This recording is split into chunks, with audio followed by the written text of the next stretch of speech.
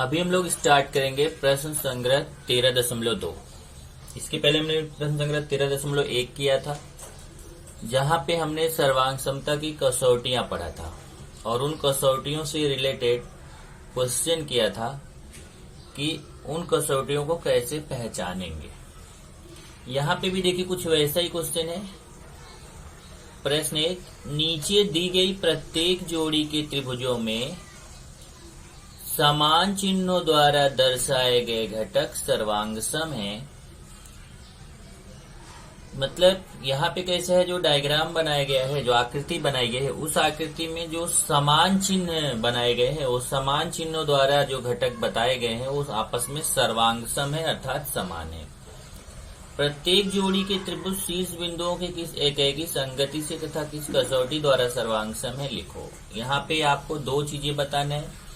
पहले तो जो दो त्रिभुज वहां पे बन रहे हैं वो दोनों त्रिभुज कौन सी एकेकी संगति से सर्वांग सम है और कौन सी कसौटी से सर्वांग सम है, ये दो चीजें आपको बताना है। और तीसरा क्या बताना है, प्रत्येक जोड़ी के त्रिभुजों में शेष संगत सर्वांग सम घटक लिखो। उसमें जो बचे हुए सर्वांग सम घटक हैं वो आपको लिखने हैं।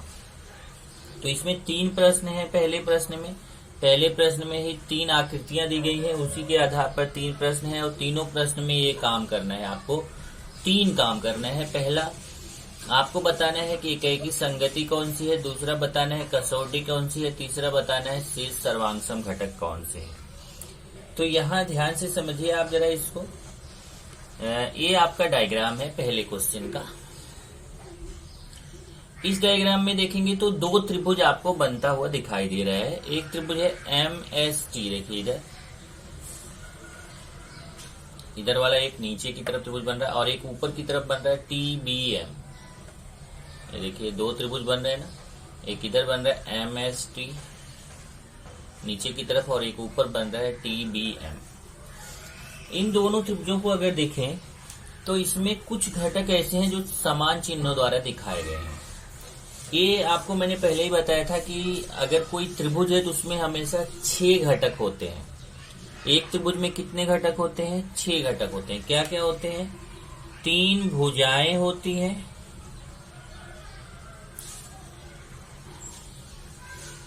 और 3 कोण होते हैं।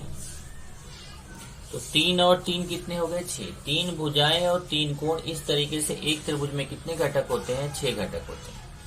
अगर मैं ये नीचे वाला जो त्रिभुज बन रहा है, त्रिभुज MST, इस त्रिभुज में 3 भुजाओं की बात करूं तो एक भुजा है MS, दूसरी भुजा है ST और तीसरी भुजा है MT।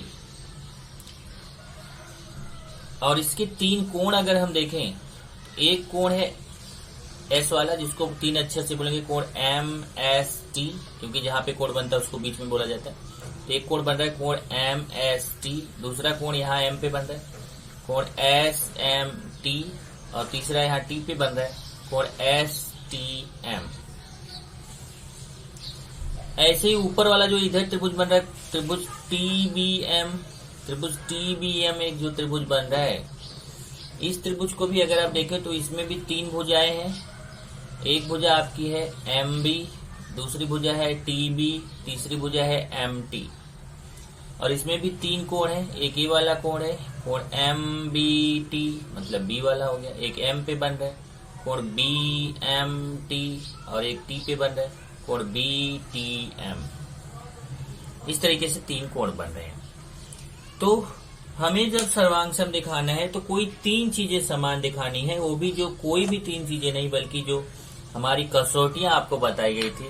इसके पहले अगर आपको याद हो तो आपको कसौटी बताई गई थी कौन कौन सी। एक आपको कसौटी बताई गई थी भू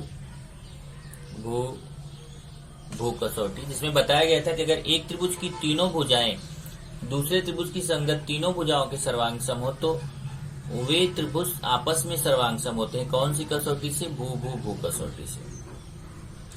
दूसरी कसौटी थी भू कसौटी।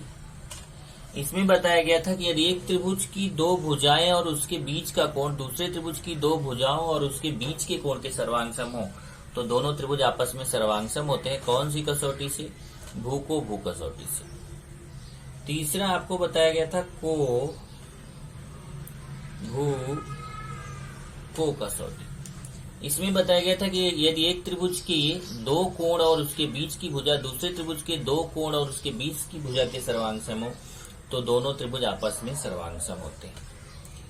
कौन सी कसौटी? को भू को कसौटी से। और चौथा आपको बताया गया था भू को कसौटी।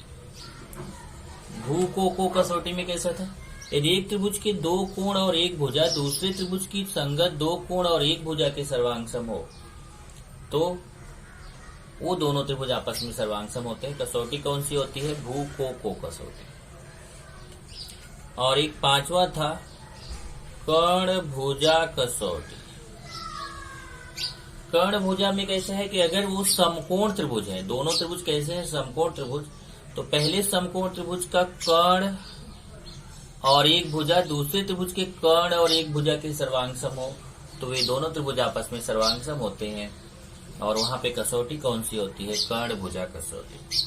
इस तरीके से ये 5 कसौटियों में से कोई एक कसौटी यहाँ इसमें लागू होनी चाहिए। वो अपने को देखना है कि कौन सी कसौटी यहाँ पे लागू हो रही है। इन 5 में से कोई एक आपको यहाँ पर लागू करना है। तो चलिए चेक करते हैं पहले क्या दिया है। जो दिया हुआ वो समान चिन्हों द्वारा दिखाया गया है। पहले कौन कौन से त्रिभुज हैं वो त्रिभुज ले लेते हैं। एक त्रिभुज हमारा है MST त्रिभुज, MST। और दूसरा ये ऊपर वाला त्रिभुज है त्रिभुज TBM। दूसरा त्रिभुज है त्रिभुज TBM में ये देखिए हमने 2 त्रिभुज ले लिया। कौन सा? एक त्रिभुज लिया इधर ये नीचे वाला त्रिभुज MST और दूसरा ऊपर वाला लिया त्रिभुज TBM। अब आपके माइंड में आ रहा होगा कि अगर आप ऐसे TBM बोल रहे हैं, अगर हम इसको MBT बोले तो बिल्कुल बोल सकते हैं। अब इसमें 3 चीजें हमें समान दिखाएंगे। देखिए पहला नंबर डाल रहा हूं मैं, दूसरा और तीसरा, 3 चीजें समान दिखाएंगे। अगर आप देखो तो ये जो नीचे वाला त्रिभुज है त्रिभुज MST, इसमें भुजा MS भुजा BT के सर्वांग सम है। क्योंकि MS पे देखो ऐसे एक लाइन से कट किया गया है और BT पे भी एक लाइन से कट किया गया। मतलब जो चिन्ह MS भुजा पे है वही BT भुजा पे, मतलब त्रिभुज MST की भुजा MS पर जो चिन्ह बनाया गया है वही त्रिभुज TBM की भुजा BT पे बनाया गया है। ये दोनों भुजाएं आपस में समान हैं। तो पहला हो गया भुजा MS सर्वांग सम का निशान भुजा BT। अब दूसरा आते हैं। दूसरा देखिए यहां देखिए समकोण का निशान बनाया गया, 90 अंश का निशान बनाया गया है S पे, और B पे भी 90 अंश का निशान बनाया गया है। S पे 90 अंश का निशान, B पे भी 90 अंश का निशान बनाया गया है। तो आप यहाँ पे बोल सकते हैं कोण MST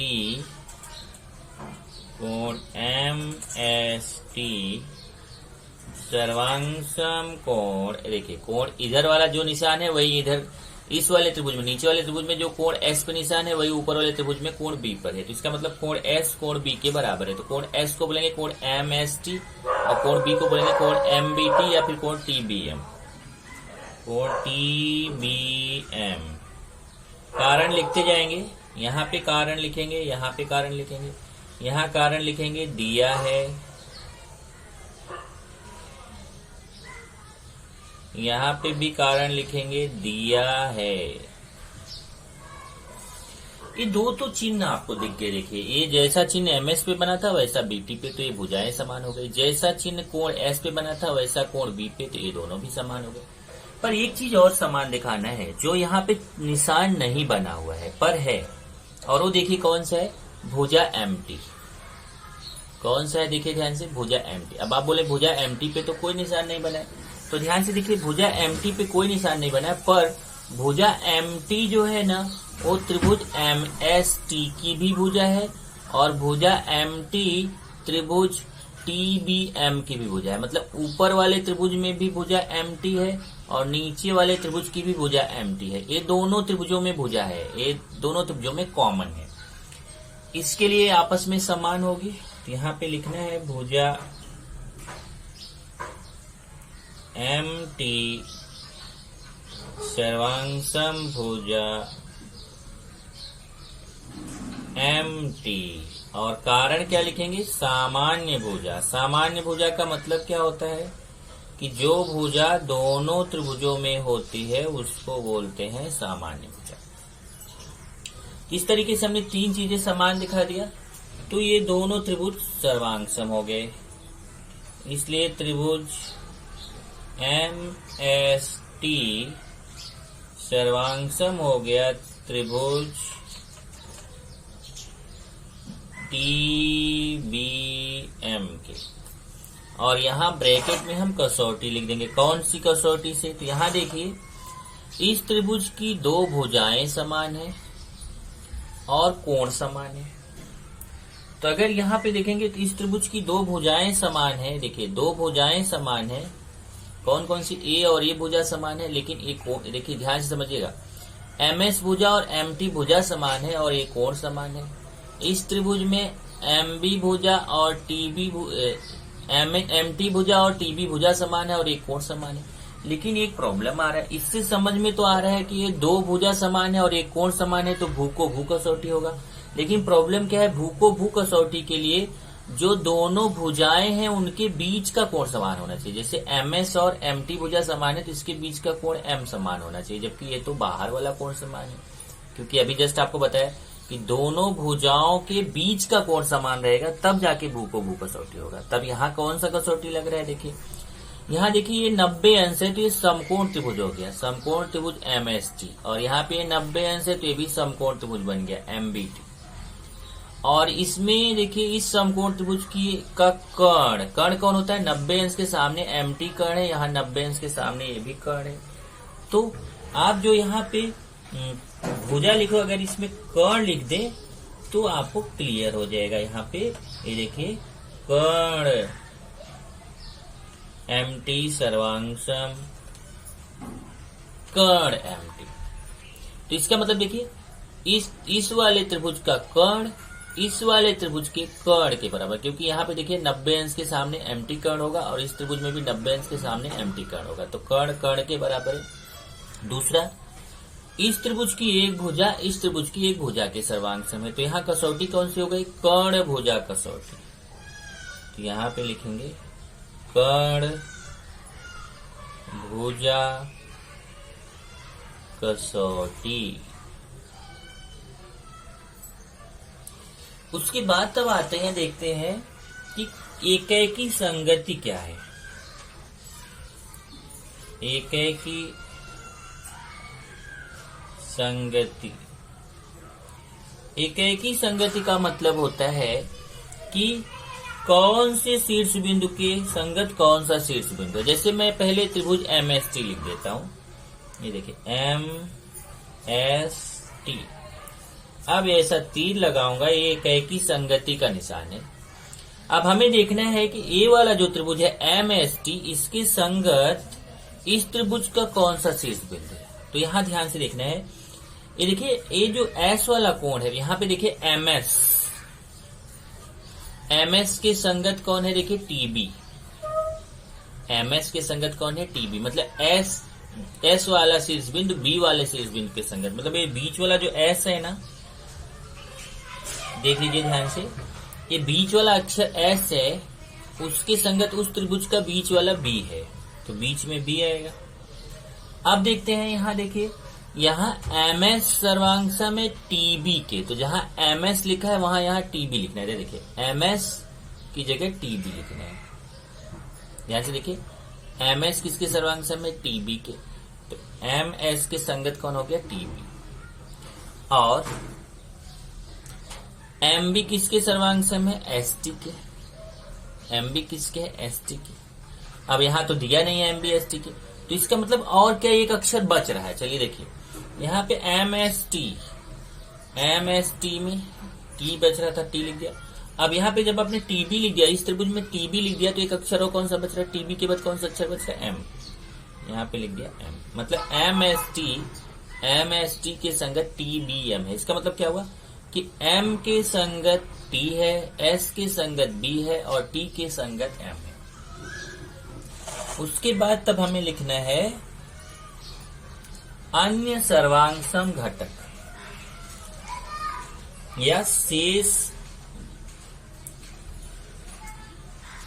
संगत सर्वांगसम घटक।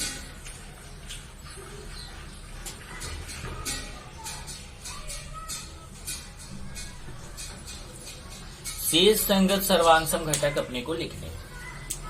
तो चलिए इसमें शेष संगत सर्वांगसम घटक में तीन चीजें बच रही हैं जिसको हमें यहाँ पे एक एक करके लिखना है। 1 2 3। अब देखते हैं क्या क्या तीन चीजें बच रही हैं।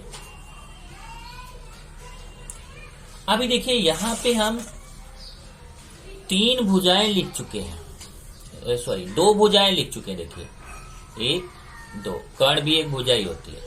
तो एक भुजा और कोई ऐसी है जिसपे निशान नहीं बना हुआ है पर वो अब समान हो गया, अपने आप समान हो गया। जब 2 त्रिभुज आपस में सर्वांगसम हो गए तो उनके अन्य घटक अपने आप समान हो जाते हैं। तो अभी देखते हैं, देखिए एमएस भुजा तो बीटी भुजा के सर्वांगसम यहाँ है, एमटी भुजा के सर्वांगसम हो गई। तो एक भुजा और कौन सी बच रही है, ये देखिए इस त्रिभुज की भुजा एस टी, इस त्रिभुज की भुजा एम बी। तो यहाँ पे हो जाएगी भुजा एस टी सर्वांगसम भुजा एम बी, ये बच रहा है। अब तीनों भुजा हो गई नहीं, देखिए 2 भुजा यहाँ लिखा था, 1 भुजा यहाँ लिख दिया तो तीनों भुजा हो गए। अब कोई 2 कोण बच रहे हैं। अभी हमने यहाँ पे देखो एक ही कोण लिखा था, कोण एस कोण बी की। अब देखिए कोण एस कोण बी के, अब 2 कोण बच रहे हैं। कौन सा, ये देखिए इधर वाला कोण एम वाला इधर वाले के टी वाले के बराबर। इधर वाले कोण एम को 3 अक्षर से बोलेंगे, कोण एस एम टी, यहां लिखेंगे कोण एस एम टी सर्वांगसम।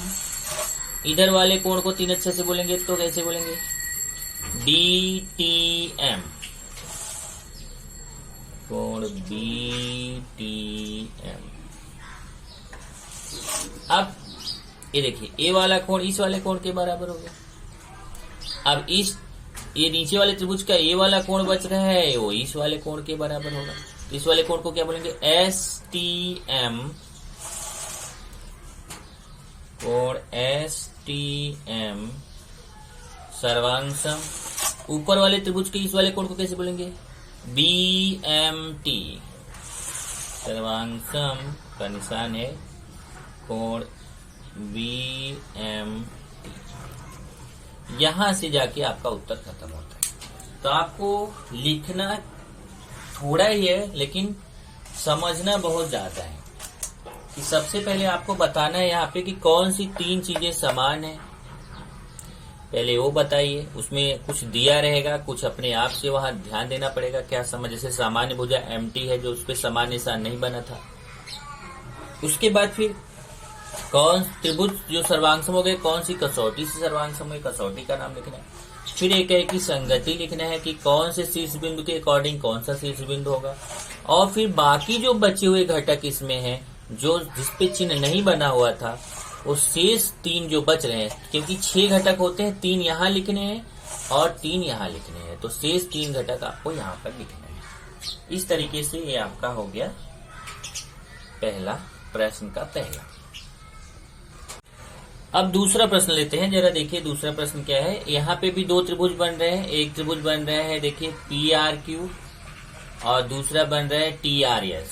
तो ये दोनों त्रिभुज लेंगे, त्रिभुज पी आर क्यू तथा त्रिभुज, ये देखिए एक ये वाला इधर बन रहा है ना पी आर क्यू और एक इधर बन रहा है टी आर एस, तथा त्रिभुज टी आर एस में। चलिए 3 चीजें लेते हैं, 1 2 3।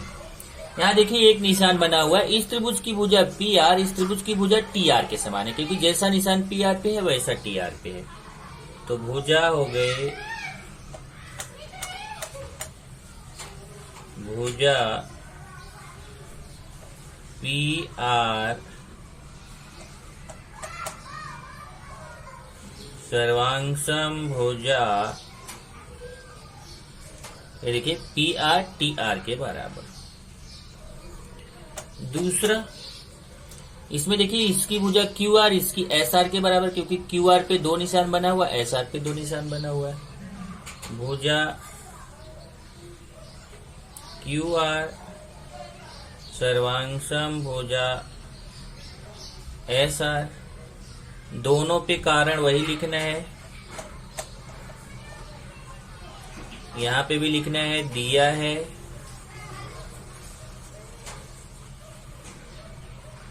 यहां पे भी लिखना है, दिया है। और एक ऐसा है देखिए जो यहाँ पे आपको, अब निशान तो 2 ही पे बना है, एक निशान नहीं बना है, पर आप पहले से ही जानते हो। देखिए यहाँ पे अगर 2 रेखाएं एक दूसरे को काटती हैं तो आमने सामने के कोणों को शीर्षाभिमुख कोण कहते हैं। तो ये वाला कोण इस त्रिभुज का, ये वाला कोण इस त्रिभुज के इस वाले कोण के बराबर, मतलब इसका R वाला कोण इसके R वाले कोण के बराबर है। कौन सा कोण है? शीर्षाभिमुख कोण। तो तीसरा लिखना है कोण PRQ सर्वांशम कोण, इस वाले त्रिभुज का कोण SRT या फिर TRS, कोण TRS। कारण क्या लिखेंगे? शीर्षाभिमुख कोण, शीर्षाभिमुख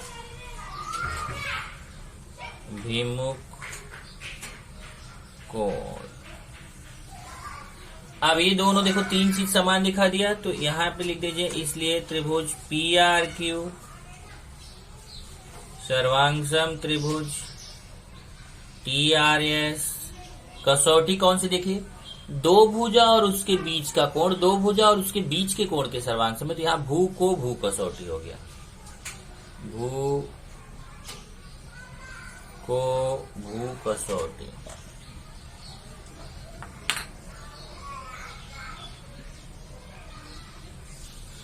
भू को भू कसौटी। अब एकाएकी संगति देखते हैं। एकाएकी संगति,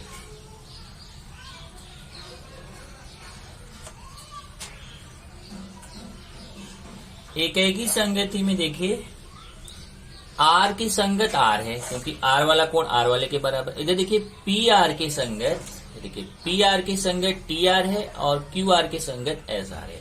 तो जैसे पहले मैं ये वाला त्रिभुज लिख देता हूं, त्रिभुज PRQ, फिर एकाएकी संगति का निशान। अब देखिए PR की संगत TR है, यहाँ देखिए PR बोला तो PR की संगत क्या है? TR, तो यहाँ TR। अब RQ है, यहाँ देखिए RQ की संगत क्या है? RS, तो जैसे RQ है तो यहाँ RS, तो PRQ लिखिए, PRQ TRS की एकाएकी संगत।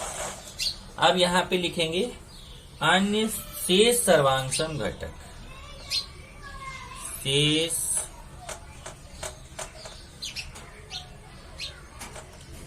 संगत सर्वांशम घटक। अब चलिए शेष सर्वांशम घटक में 3 चीजें लेना है, 1 2 3। चलिए क्या क्या है देखते हैं। यहाँ पे 2 भुजा ले चुके हैं, तो कोई एक भुजा और समान है। देखिए जिस पे निशान नहीं बना हुआ है, इसमें भुजा PQ पे नहीं बना है, इसमें ST पे नहीं बना है। तो PQ जो है ना, भुजा PQ भुजा TS के सर्वांश में, तो भुजा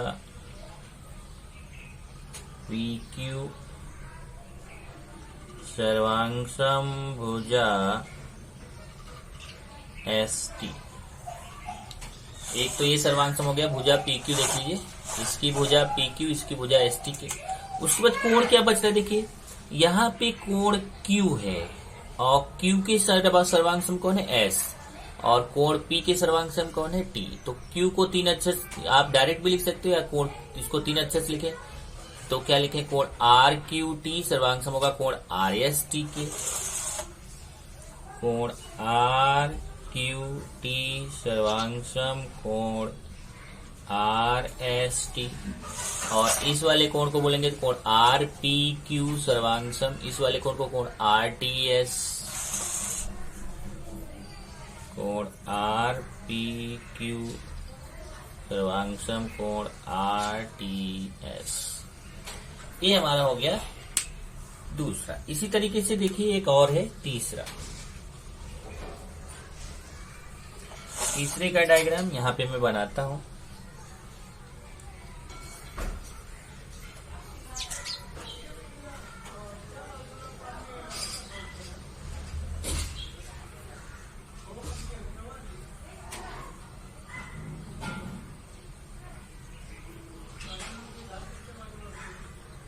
ऐसा डायग्राम है। यहां पे डी एच एफ और यहां पे है सी। और इसमें जो समान निशान बना है उसको बना देते हैं। पहले तो ये भी मिलाया गया है, देखिए ऐसे, तभी तो त्रिभुज बनेगा। एक त्रिभुज इधर एक इधर। यहाँ पे ये वाला कोण इस वाले कोण के बराबर है और ये वाला जो कोण है ना इस वाले कोण के बराबर है। देखिए ऐसा निशान। चलिए पहले त्रिभुज ले लेते हैं। एक त्रिभुज ए बन रहा है, एक ये बन रहा है। इस त्रिभुज का नाम इस त्रिभुज का नाम हो गया डी एच सी और इस त्रिभुज का नाम हो गया डी एफ सी।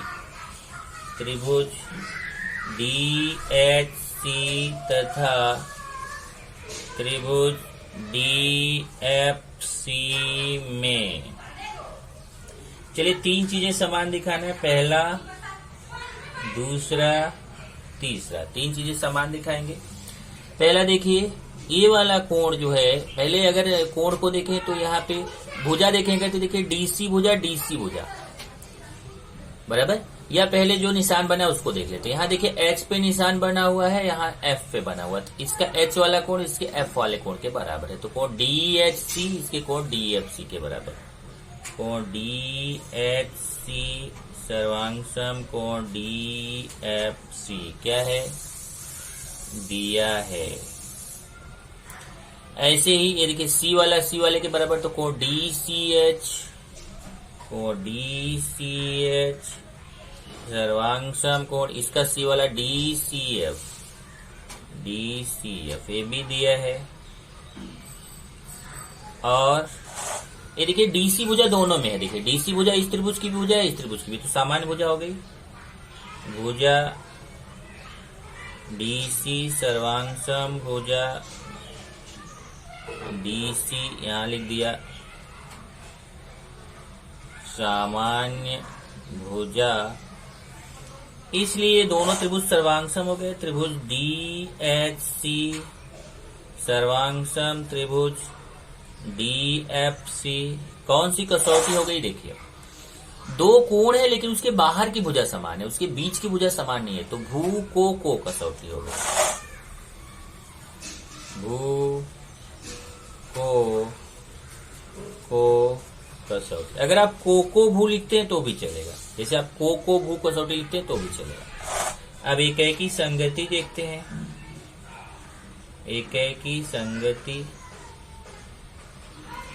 एकाकी संगति में पहले मैं एक त्रिभुज लिख देता हूं डी एच सी और यहां पे मैं इसे तीर लगाता हूं। देखिए एच के संगत एफ है, देखिए एच सी के संगत एफ सी है, तो एच सी के संगत क्या हो गया, देखिए एच के संगत एफ, सी के संगत सी, एच के संगत एच के संगत एफ, एच के संगत है क्योंकि एच वाला कोण एफ वाले के बराबर है, तो एच के संगत एफ हो गया। और सी के संगत सी क्योंकि सी वाला सी वाले के बराबर। अब डी बचा, तो डी के संगत डी, देखिए इसका डी वाला शीर्ष बिंदु उसके डी वाले, तो डी के संगत डी। अब है शेष संगत सर्वांग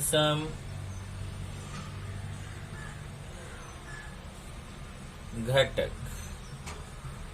अब इसमें 1 2 3 आएगा। चलिए इसमें अभी देखते हैं कि एक भुजा तो समान दिखा, बाकी दो भुजा बच रही। इसकी भुजा डीएच, इसकी भुजा डीएफ के सर्वांग सम होगी, तो भुजा डीएच सर्वांग सम भुजा डीएफ। और इसकी कौन सी भुजा बच रही, देखिए भुजा एचसी भुजा एफसी के बराबर होगी।